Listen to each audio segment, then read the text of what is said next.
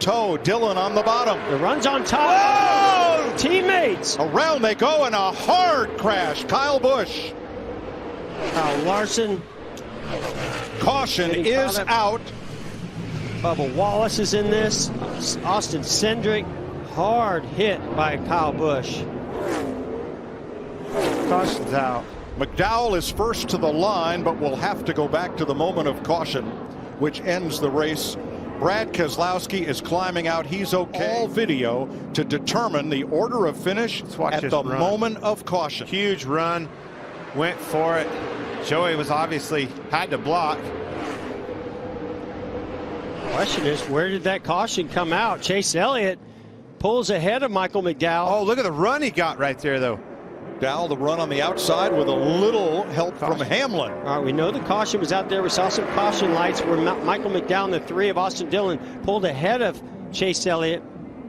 And Michael McDowell from Glendale, Arizona, for Bob Jenkins Front Row Motorsports, has won the Daytona 500. How about that?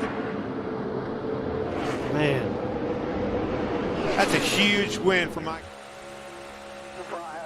There's the monster cam for Kurt Busch. You got to spin low. You got to spin low. A couple of them spin low. You got one. Wow. Whoa! Now that is parting the seas right there. They're flipping underneath them. Now, meanwhile, Eric on the road, the trouble on the racetrack. Kyle Busch on the wall. And everybody barely gets by him. Oh, my gosh. Oh. It was a long, slow slide that ended up with the back end, the left rear corner against the wall, and then Kyle could not hold the car up to the wall, and it came down in front of traffic. And Kurt Busch in trouble as well. I thought I was going to have the big one. I mean, I was convinced somebody was going to slam into that 18 car. Watch how close these guys come to him. Watch the 18 here, Darrell. Yeah, I think something happens to the car. He'd been falling back, like he had a tire maybe going down. And I was watching him, but now, look, guys, watch.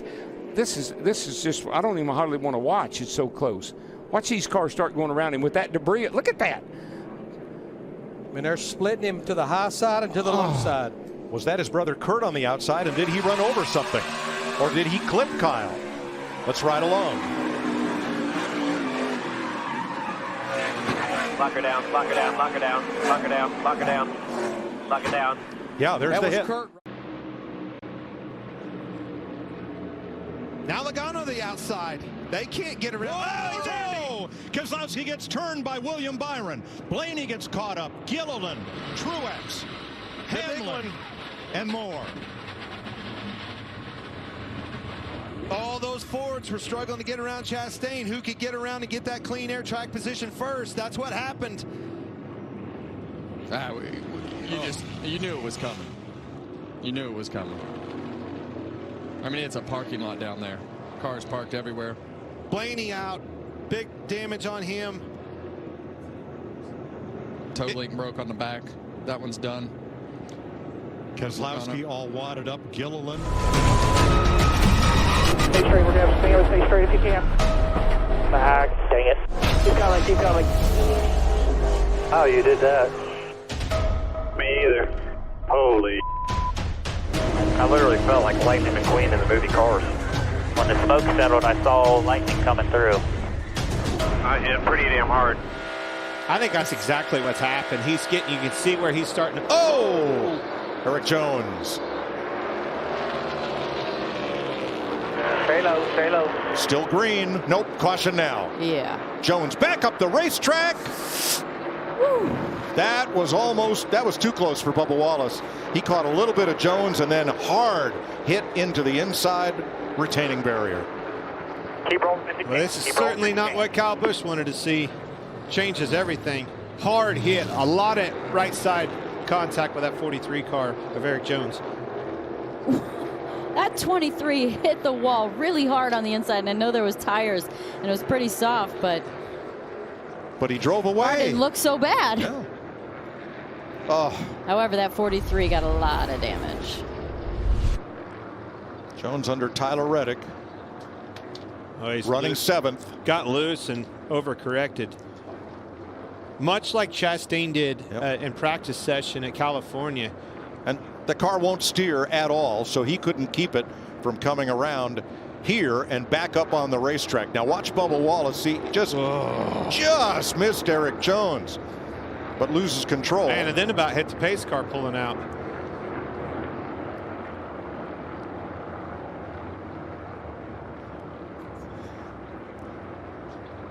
That's not very comfortable for a driver when the wheel's locked up and you have no control. You're just waiting for the thing to stop.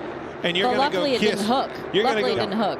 Kiss Bubba Wallace on the cheek as soon as you see him, because man, he made a move. He didn't hit him like he could have. Pulled the wheel as hard as he could, spun himself out into the wall to keep from hitting Eric Jones right in the door. That was an ugly situation. Kyle Busch out of the race, and here's Ryan Preece coming to pit road after bringing out caution number 7. You can see those right side tires flat after locking the brakes down and doing a big slide.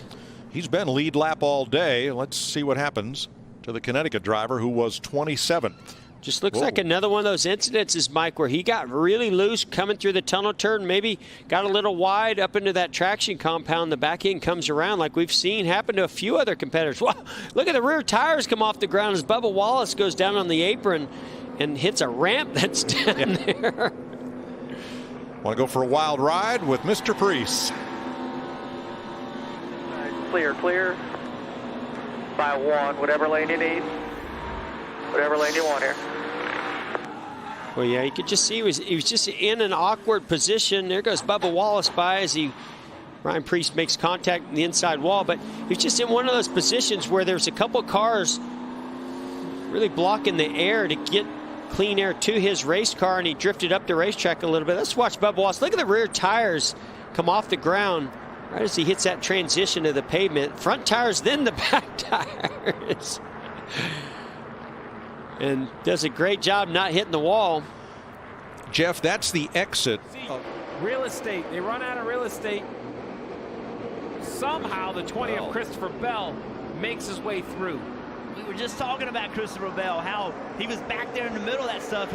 If he didn't get past it, he was going to get in a wreck, and it happened right in front of him, and somehow he sneaked his way through. See all the damage to Scott Legacy Jr. David Starr is out of the car. I mean, this race has just been crazy. It's from the drop of the green flag. They have been on top of each other, pushing, blocking, side drafting. It can only last so long. Yeah, you see right here, it's just 3 wide. It's a classic Daytona accident. 3 wide, a little push from behind is how it starts. The 93 gets turned, he comes down, collects the 52.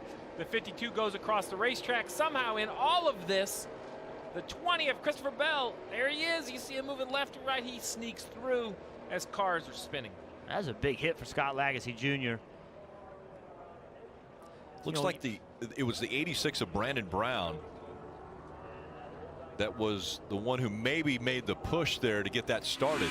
Well, this is going to be a great shot on board with Christopher Bell right here. They're going to start banging around. Easy, get lower. Keep coming mid. Get down, back up. Burton got pushed around by that car, and that's the 4 car. And then he got in the back of Tony Stewart. Of course, Tony Stewart going airborne here. And it was Ward Burton's car being sideways that blocked up the track for everybody behind him. Boy, and it gets hit by every car in the field, seems like, and Tony Stewart's car just took a whale of a ride. Now here from the blimp. Well, it's just ahead of it. Yeah, we're just ahead of it there. Wow. Now look at Burton's car. When it goes sideways, it collects up the whole rest of the field. I mean, there's cars going under Stewart's car while he's in midair. Yeah. That must be at least 30 cars in there. Pushed by Casey Mears. Kenseth with Harvick behind him. Oh, there's contact. Stewart into the middle of the pack and over.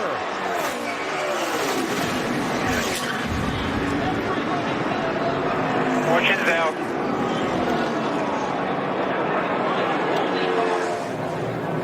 They waited all day to do it, but it was big when it happened. Yes, sir.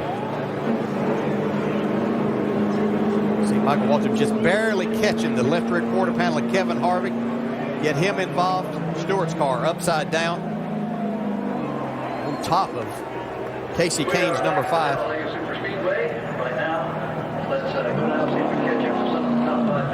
And down here, Greg Biffle, Kyle Busch, both of them kind of is describing amongst the laugh and probably a big sigh as well. How long they got for incredible. Fifth place right now. What did you see out there coming to the checkered flag? They're coming to the checkered flag. Yeah, and you know as a driver, Tony Stewart's leading this race. He's got no help. He tries to make a move that's going to get him some push and help. And you know as a driver, if you make that move, there's a chance that somebody's not going to lift on the last lap, and this is a situation that could happen. It's a product of this type of racing, and every driver knew that's the situation that you could find yourself in. Just got to go straight as all I did, and once I was clear of all this stuff.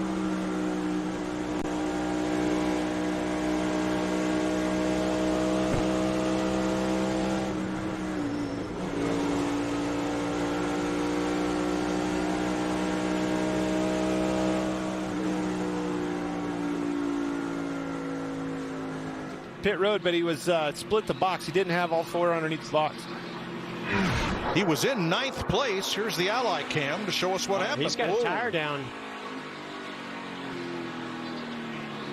Yikes! Whoa, right there. Mike, that's what I saw. That's yeah, I know. My eye. Morning, guys. I got a flag. Got a flag. 3. What a heads-up job.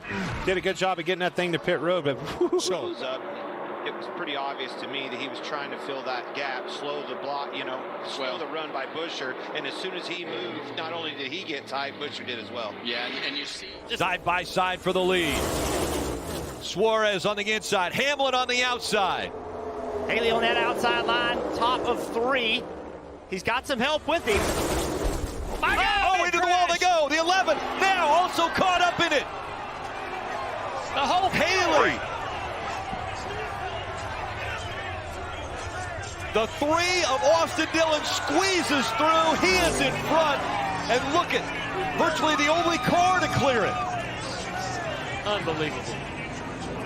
Unbelievable.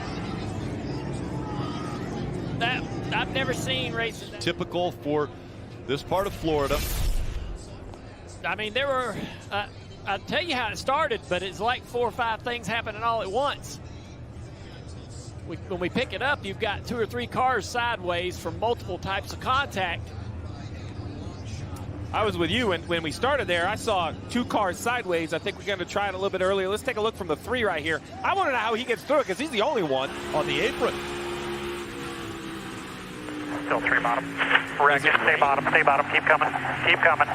Way bottom. Easy, easy. Bottom, bottom, bottom. To go 3 4 wide. wide. 4 wide. 4 wide. Stewart Slipper Oh, going no. right into the wall. There's No. Edwards. Allmendinger. Oh, no. What mess. Gordon and Stewart, and then cars trying to sweep by on the outside. Menard, Montoya, McMurray, Harvick, or rather Boyer, all get caught up in it. What a wadded-up mess. And here comes Biffle on the bottom. Yeah, we're going to go 3 wide. We're going to try to go 3 wide right here. You see Gordon forces his way by right there. Then Edwards. Edwards got into the back of Stewart and got him into Gordon in the 24 car. Allmendinger, there's McMurray. And there they all go. Menard, Boyer. Logano. Boy, look at Ryan Newman. Ryan Newman, 39, great job. just sneaks by. Scott Speed. Just snuck through there. That's called bobbing and weaving. You see here, it gets this so bottled up. Not a lot of room to work. Trying to go 3 wide right here. Here comes Carl with the run up on the outside, calling the 99 Edwards. I think Gordon did touch Stewart just a little bit. But touch there. But then when he does, Edwards has got a hit into the back of the 14 to Tony Stewart. I don't think Gordon got into Stewart enough to move him. The contact from Edwards, though, I think what happened was Stewart broke a little momentum. Edwards had it in the 99. Trouble on the back straightaway. Big wreck. Kyle Busch is against the wall, and other cars are damaged. 49 laps to go. Matt Kenseth is in it.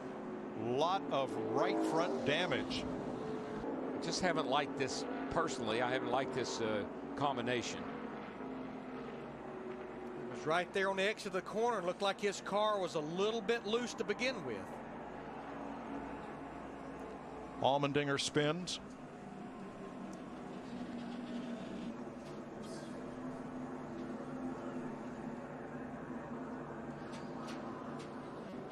You know, that could have been one of those situations where the 18 was closing on the car in front of him there. I think it may have been Menard, and had to get out of the throttle just a teeny bit, and that's what caused the 20 car of Logano to turn him. And we actually documented, Kyle Busch said earlier in the race, I do not like being hit in my left rear. Yeah, it's the 27. They come up here, and maybe Kyle has to lift a little bit, and when he does, Joey doesn't know it, obviously, and maybe that was part of the problem.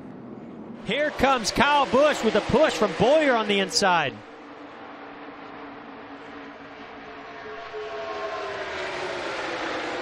Oh, no, DiBenedetto! And everybody! Good. Oh, no. Are you kidding me?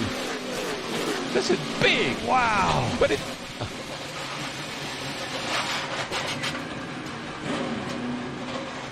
Boy, it just reminds me of the Clash.